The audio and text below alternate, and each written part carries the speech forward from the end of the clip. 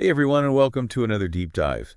We love to unpack really fascinating concepts, and today we're diving into the world of spiritual psychology. It's a hot topic right now. It is buzzing all over the place, and I wanted to take a look at what it's really all about. Yeah, get down to the nitty-gritty. Exactly. Yeah. So, spiritual psychology, for anyone who's maybe hearing this term for the first time, think of it as this really cool blend between psychology and spirituality. Yeah, it's really going beyond just, okay, here's some medication to deal with your anxiety. Here's some, counseling to deal with this problem. Right. It's looking at how can we take a more holistic approach to really healing. And not just managing, right? Exactly. But actually learning and growing from these challenges that we all have, like stress and anxiety. Yeah, absolutely.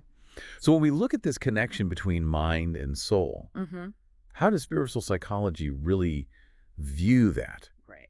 Because we talk a lot about, the power of the mind, but then there's this whole other element of the soul. Right. And so how do those two things work together? That's a great question. And I think it's something that people have been, grappling with for centuries, right? Right. We have the scientific perspective that emphasizes, our mind and how it controls our behavior.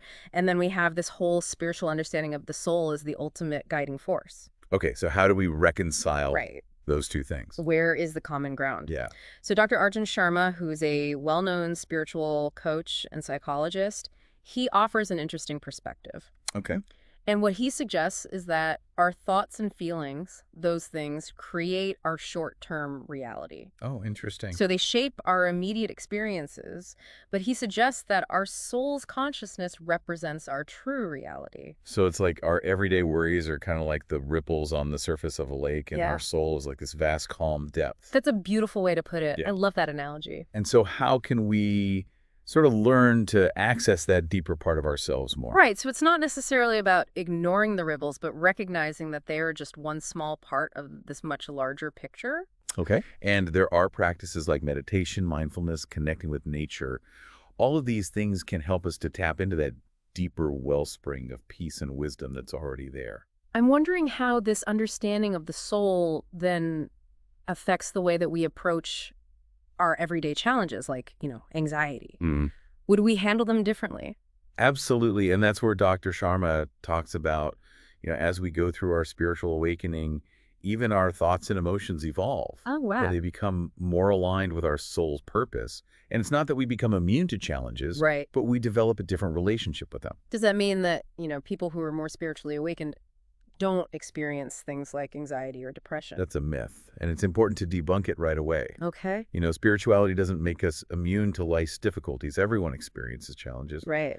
But a spiritual perspective can help us to face those challenges with more peace and to see them as opportunities for learning and growth. I love that idea of seeing challenges as opportunities. Because I think we've all been there where it's like those are the moments where we really learn the most about ourselves. Absolutely. It's not about avoiding the tough stuff, but it's about having the tools to navigate it in a healthier way. Right. And that's where spiritual psychology comes in and offers some practical steps that we can incorporate into our daily lives.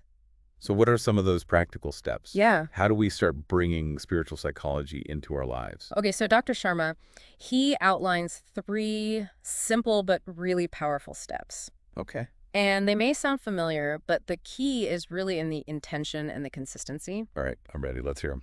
Okay, so the first one is mindfulness practice. Okay. The second one is gratitude journaling. Yeah. And the third one is spiritual connection.